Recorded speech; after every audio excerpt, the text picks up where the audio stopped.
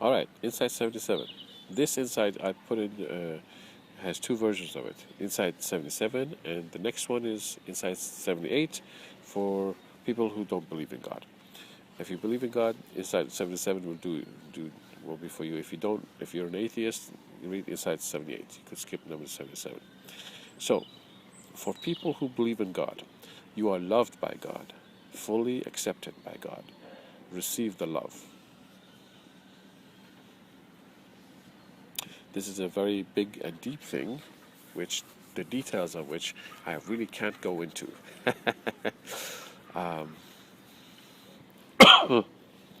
This will be mentioned, will be a part of the second book, but I'll go into it a little bit here.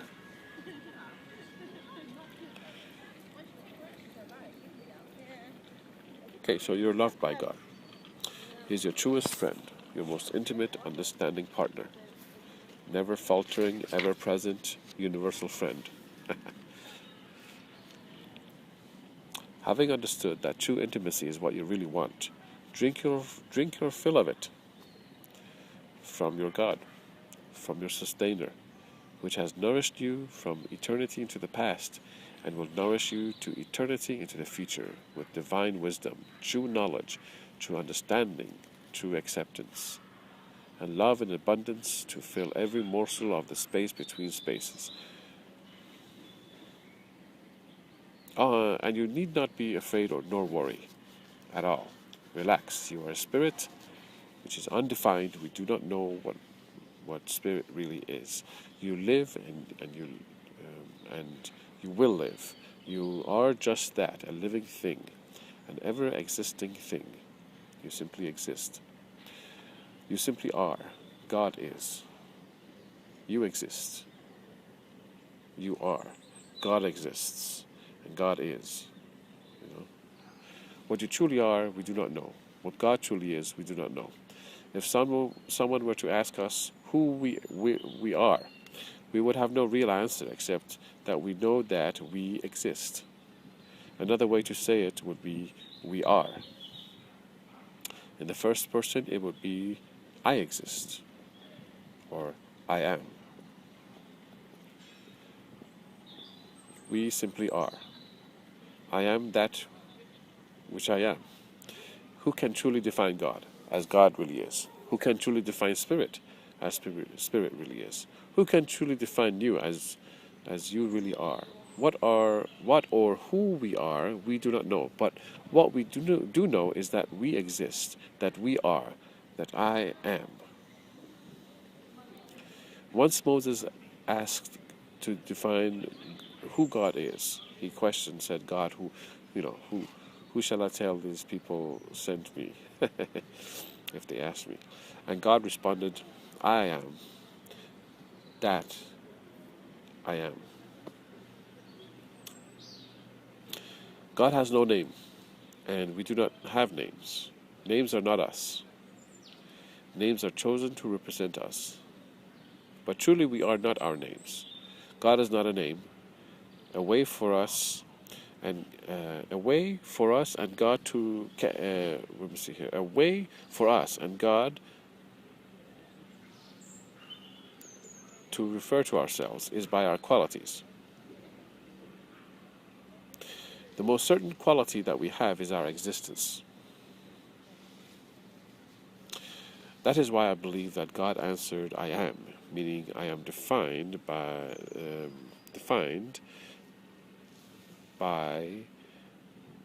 my existence. I am that I am, meaning I am defined by my existence. I am defined by my existence, yeah. Know that I exist. Jehovah means the one who exists, or the self-existing one. In what is popularly known as Hinduism, but is actually known as Sanatana Dharma, which is the eternal relationship, which is you exist eternally and God exists eternally. And so there's a relationship between us and God eternally.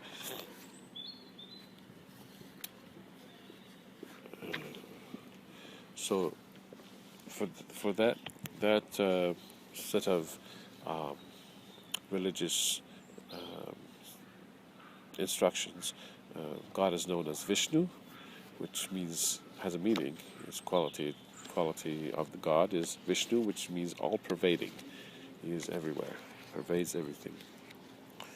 Another name for him in that religion is called Krishna, which means is another one of his qualities, which is he's all attractive.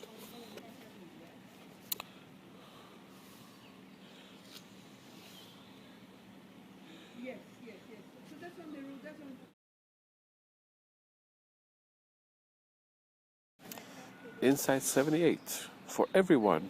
This is for people who don't necessarily believe in God. For everyone, you are loved and accepted by various people. Receive the love. In fact, you are accepted and part of the universe. Receive this universal love and acceptance.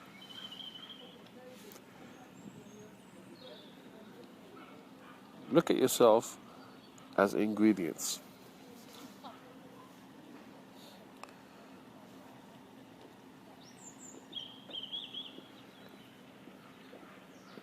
You are an ingredient of the universe. You quite naturally belong.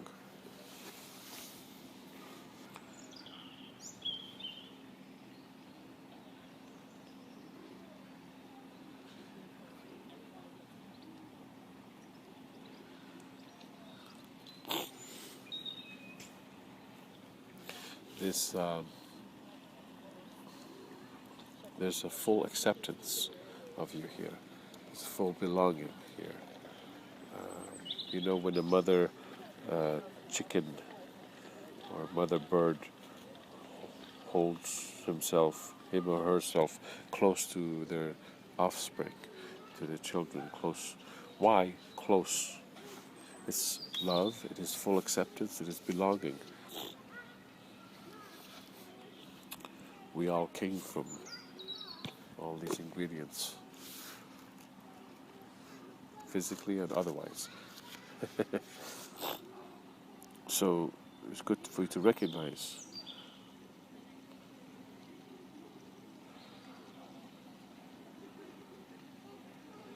I'll give you something nice here about under the explanation.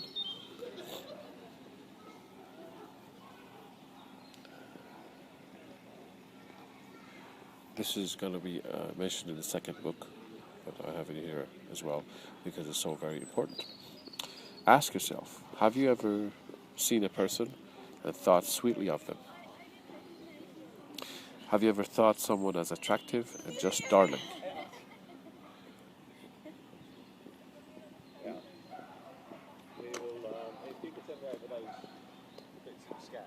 Have you admired them? Have you seen a person you just wanted to hug, hold, and caress their faces and simply be left in their arms? To speak to each other's hearts with pure emotion and get to know and love each other? Well, I sure you hope you responded yes to some of these questions mentioned above. How many people have you thought of like that? Were there many? Now let us pretend that there is a lady walking at your school or work and she's feeling sad. She's feeling that no one cares for her. She might be visibly shaken and might cry. She might go cry at home, or she just might be keeping it inside her and just feeling lonely.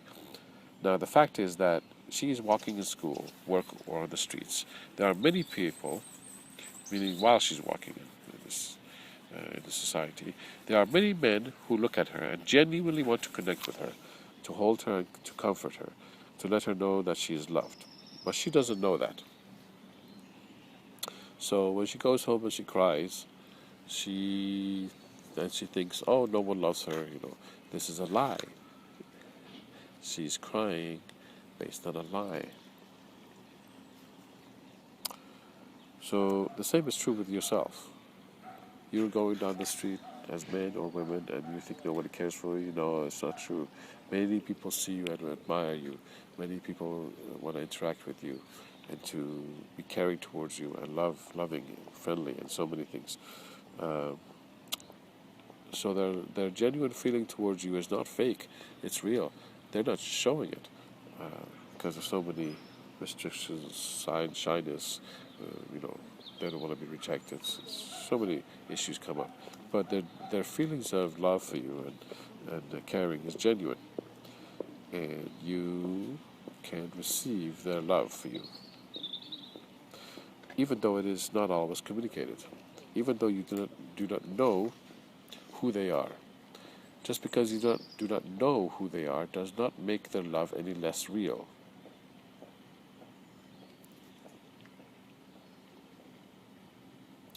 If you have a $10 bill in your pocket, you do not keep looking at it to know that it is there.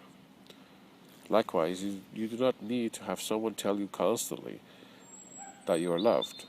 You should know that you are loved, primarily so because you are lovable. That's another issue, which is about, why is it that people don't know that they are lovable? That is your nature. Be confident in it, cherish it, bask in this understanding, merge with this understanding until you feel it as a constant companion. Receive the love through your imagination. Imagine, if you want to, ladies coming to you and putting their arms around you and loving you emotionally and mentally, sweetly talking to you, caressing your head and face, asking how you are doing, not even looking away from you. You can go on and on with this format of them being emotionally caring towards you as a means of receiving their love, of making their love real to you, because it is. Use this method to become aware of the sweet feelings which ladies of the world have for you. Or if you're a lady, you might think of a man loving you this way. Even of the ones that have never seen you. For would you not go to any lady's bedside if she were crying and hurting, and caress her sweet head and comfort her and show your love for her, and to reassure her of her own self-value and reassure her of other people's love for her? Likewise, there are countless women in the world who would do the same for you. Therefore, accept their love and feel their love through your imagination, and you will in the near future find other ladies in real life to show you this kind of affection and caring and everlasting love. Feel your self-worth as much as you can. It's very much connected to self-value, self-esteem. We often are emotionally hurt or hurting for the longest time because of a lack of self-esteem. That's a major part of it. And so when you get involved with a person emotionally in a relationship, just their presence in the relationship is a boost to your self-value, which has been lacking for such a long time, and so therefore this makes you feel really, really good. And that's why when they leave, you feel so very bad, because they are not there to boost your self-esteem. An esteem or value of yourself which you are not sure of, but when the other person is there, it indicates to you that you are of value. And then when they're gone, that person is not there as a reassurance of your value. That's why you hurt so much. Granted, there are also people who want to take advantage of you in so many ways, money-wise, bodily-wise, whatever-wise. Therefore, be careful. Be cautious of your interaction and get to know people quite well. If you're going to meet, then meet in a place where nothing can go wrong, a place where they cannot take advantage of you in any way, a place where they will not have an opportunity to take advantage of you. And before even meeting them, get to know them as much as possible in a safe environment, and possibly with friends or with family.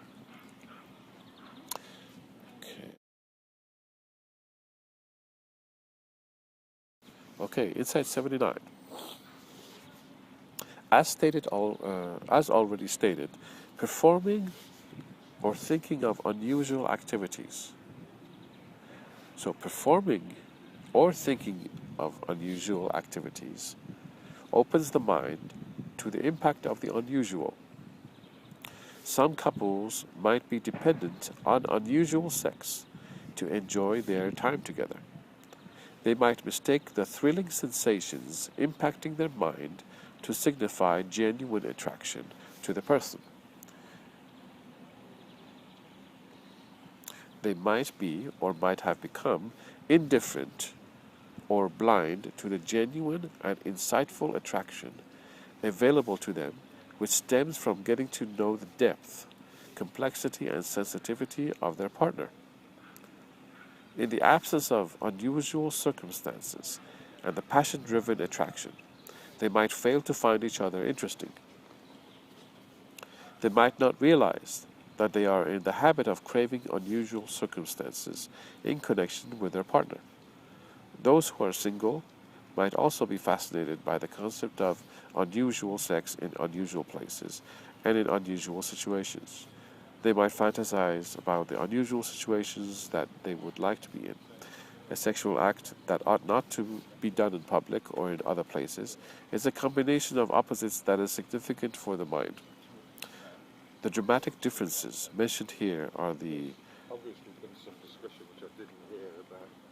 sexual act against societal prohibitions.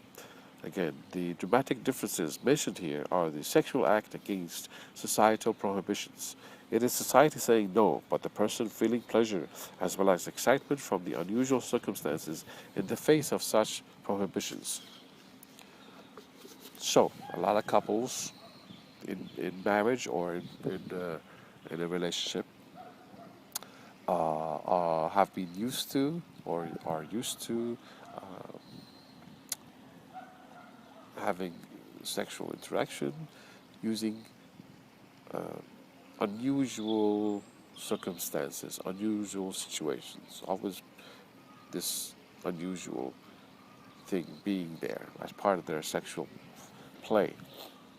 And they may have become, they may associate that as part of sex, as a major part of sexual interaction, not realizing how these unusual circumstances they get themselves into is actually just giving a mental impact, a mental high, an impact to the mind, giving power to this, to the interaction.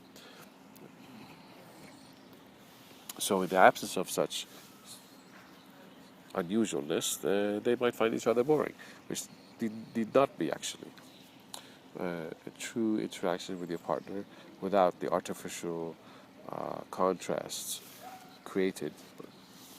How would one deal with it with a partner? Normally, sexually, is just learning the complexity of the person, mind and heart,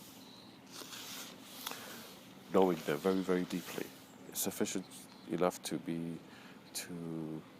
create enormous attraction, and then one can describe it sexually towards the partner. The contrasts are the nooks and crannies of the consciousness of knowing the person.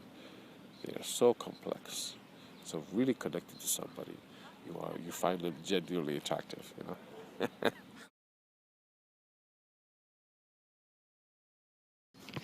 Insight number 80.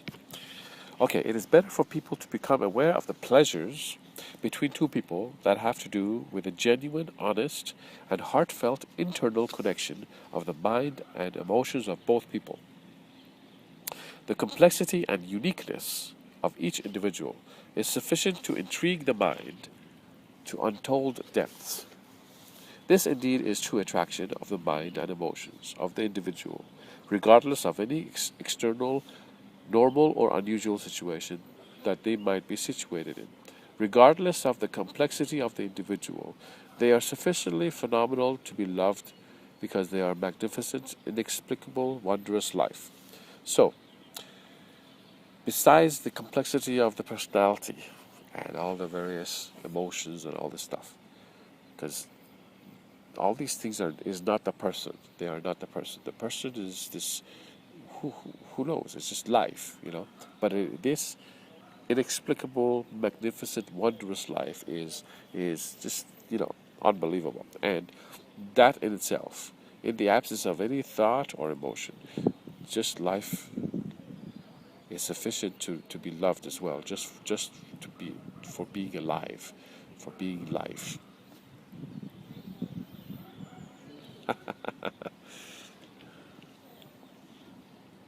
You might say, well, how is this possible to love somebody without uh, knowing them mentally or emotionally? Well, okay, so you maybe parents um, have a child, right? Child is born, or child is in the womb still, no thoughts, but the parents love the child.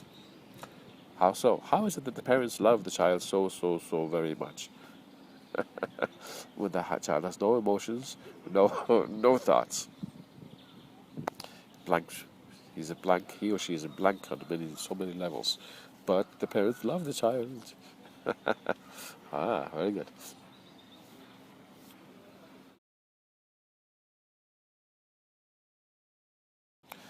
All right, Insight 81. Share and discuss this information, the information contained in this book, with others, so that healthy dialogues on this information become prevalent and common knowledge. Do not keep quiet, because it only adds to the silence that society has kept for such a long time, which gives power to those who seek to take advantage of the uninformed by feeding them misinformation.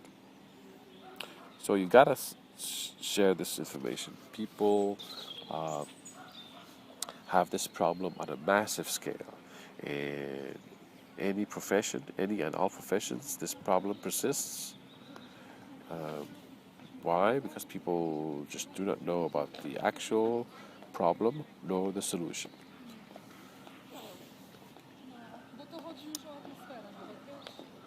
People need to know about it so much so that there's healthy dialogues and it's common knowledge.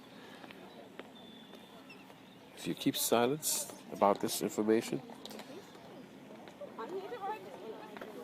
it allows for the ones spreading misinformation, spreading sexual misinformation, to continue to do so, confounding men, mystifying them. People, all mankind is mystified by this. So you need to, meaning, all mankind, meaning most of mankind, is mystified by what is, how is sexual attraction, how does it occur? They don't realize about the mind manipulations. So you have a very important job to do of spreading this information so that you can free humanity. Your job is to free humanity. That's part of it. We need to feed humanity and free humanity. So many things we need to do for humanity. This is one of them, a big thing. So get to it.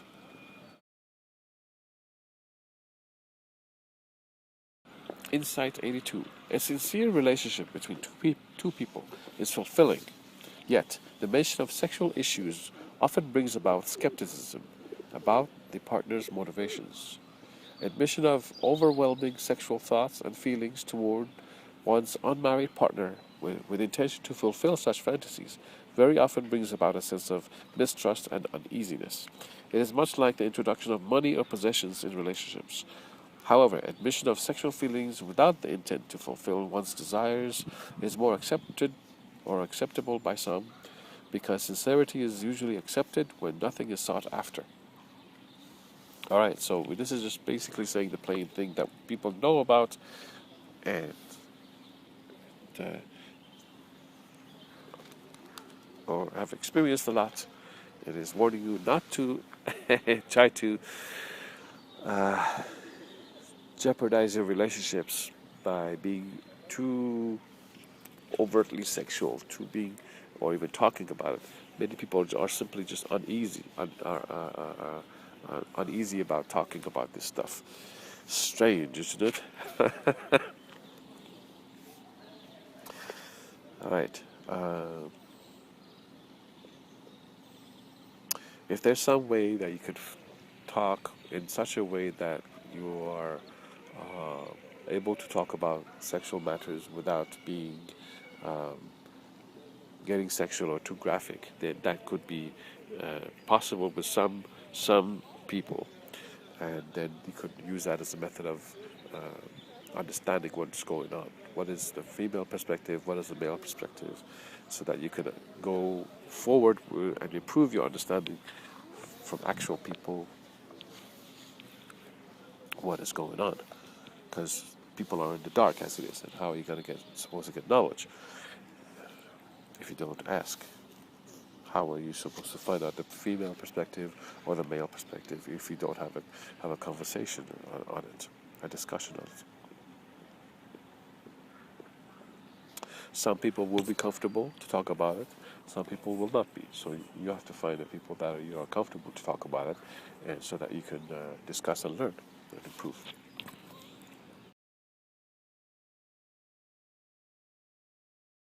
Insight 83. A person who has sexual intercourse, thereby gambling with lives of the woman and the possible future child, is often unfamiliar with the pain and life of toil, which is hard work, experienced by the mother and child. Some children, born in this situation, do not have time and peace to reflect and understand their situation. Consequently, many recreate the situation by begetting other children, by having more children. In some circumstances, a child like this will be left alone with improper care. Why? Because the parent is working. The single mother will be single, a single parent. She has to work. So the child will be left at home alone. They will often experience a lack of guidance in activities and studies, and a lack of guidance generally at home and in life. Why? Because the mother is not there most of the time, or a lot of the time.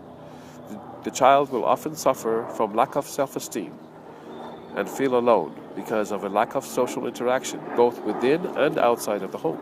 Again, when the mother is not home mostly, how is he going to interact? How is he going to learn social skills? With one parent, his the child's access to available knowledge is limited to the single parent's knowledge. Of course, we have the internet now, but still, generally speaking, this is how it is. Learning from a person is a very big thing. So when there's two parents, the child has the possibility of learning from both parents. But with one parent, he can scarcely learn from that one parent. Why? Because when she gets home, she's going to be tired. She can't interact much with the child.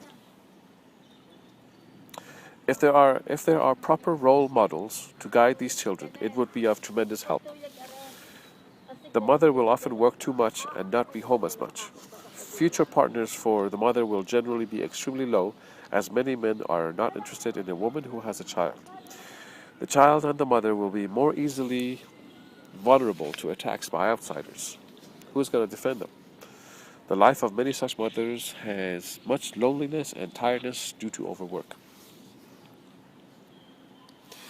And of course, their system eventually becomes weakened for many mothers.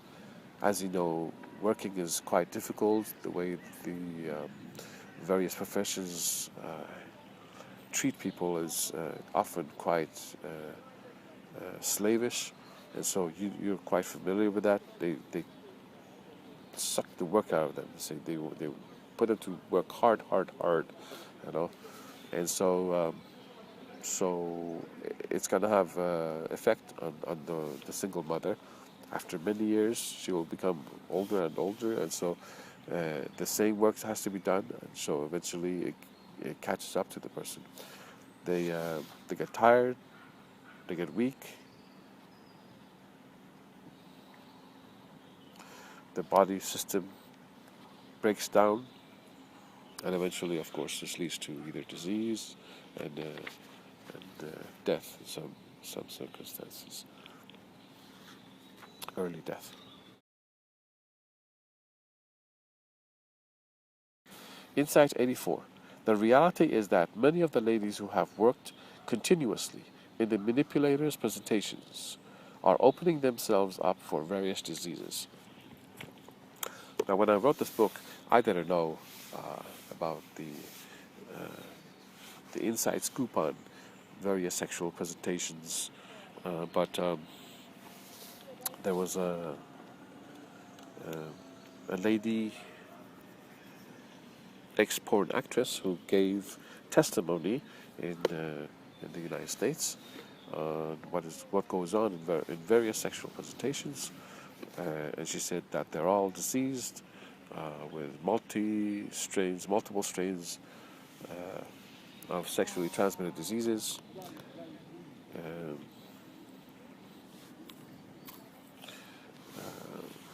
if you look online, you will find that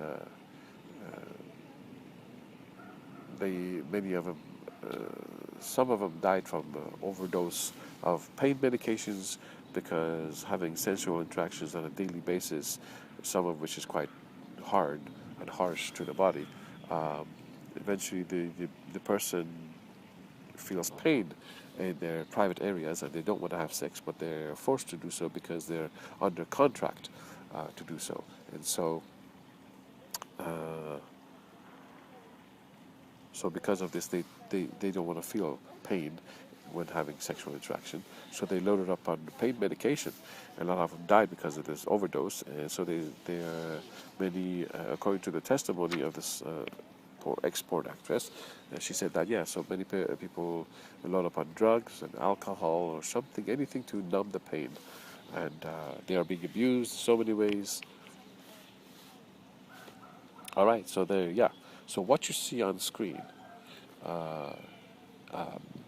beautiful presentation, all sexual, beautiful people interacting with each other. Actually, things are not that way.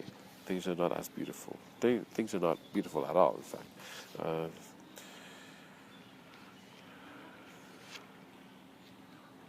Those working regularly in those presentations are diseased.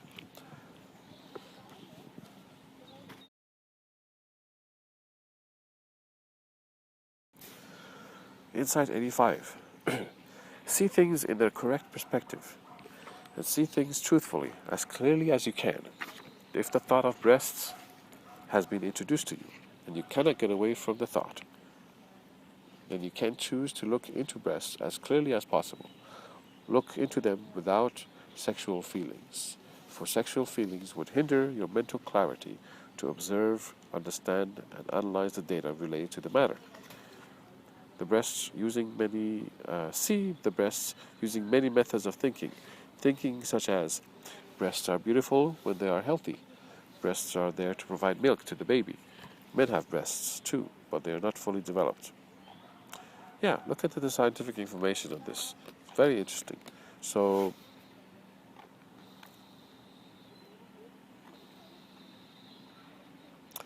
if you look into the scientific information, what it says is that in the womb, both men and females, children in the womb, have breast tissue coming from here all the way down to the groin, to the private area of the body.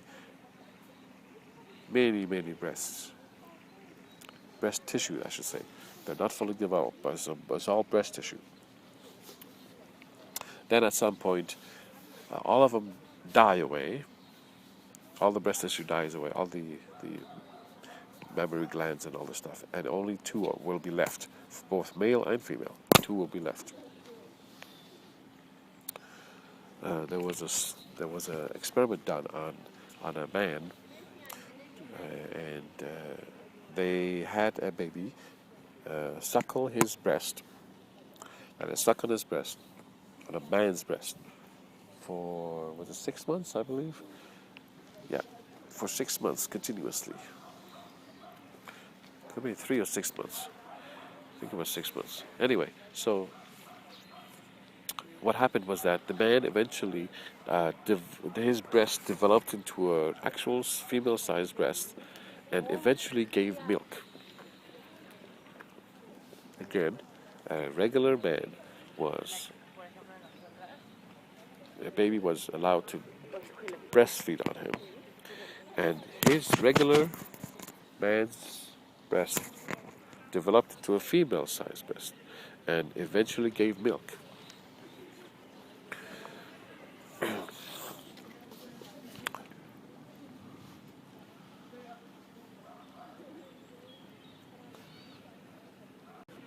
So, yeah, more on the 85 explanation basically. So, uh, by your understanding of the scientific information on breast, then you'll be more relaxed about it. It won't be so fascinating to you. Yeah, it'll be scientifically fascinating, but not sexually. You'll be more relaxed about it.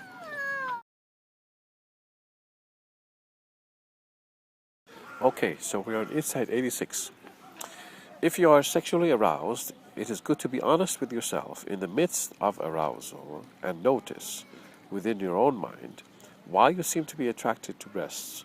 See if any of the data within this book relates to the breast attraction. Take time to search within your own mind and self.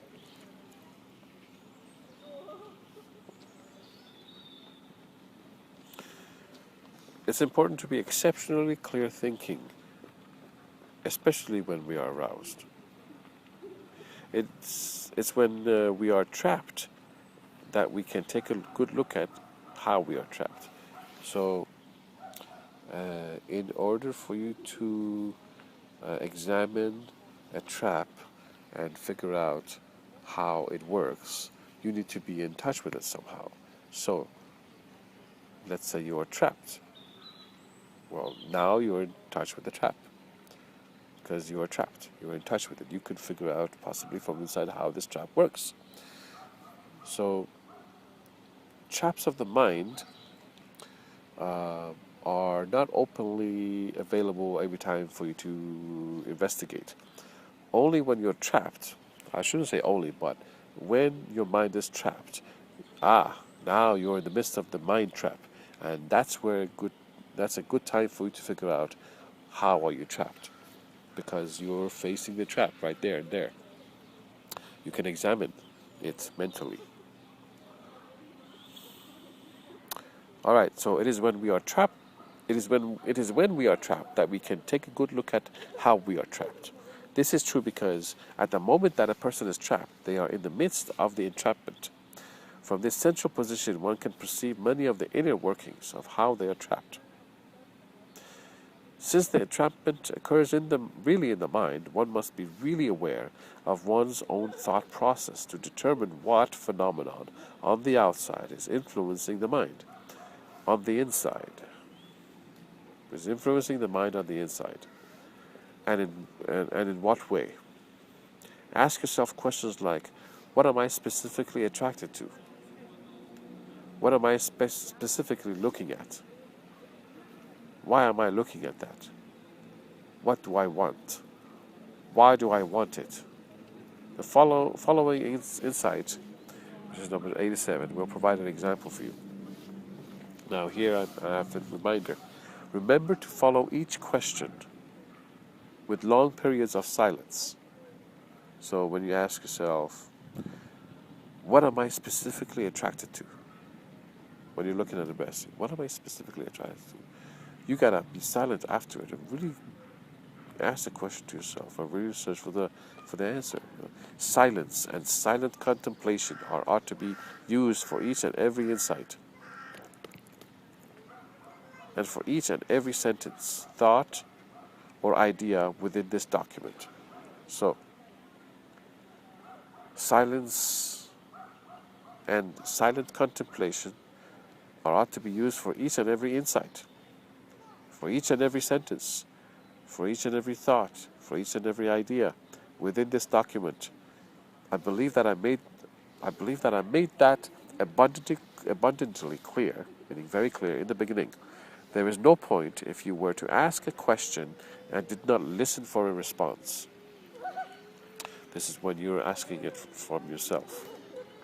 There will be no point in asking something of oneself and proceed with reading, instead of delving and diving deep into oneself to search and discover one's internal thoughts. There is no point in reading an insight without understanding its meaning and depths. There is no point to understanding an insight, but not taking the time to identify such knowledge within one's own life.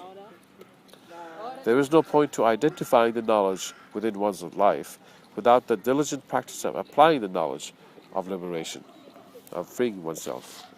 So you need to learn about this stuff, question the hell out of it so you really understand it. Now you really understand it. See that happen in actual life. Oh, now the knowledge is real to you. No more theory here. It's real to you. Innumerable circumstances, you see that knowledge working. Now you're solidly grounded in the info. Real to you on so many levels. You will really understand it inside out, upside down, left and right, wherever, Then, when you know it, and it's real to you, you understand it, and you see it for real. You understand it that clearly, so it's real to you. Then you start to apply it to your life. You need to practice applying it to your life, so that you become perfect at it.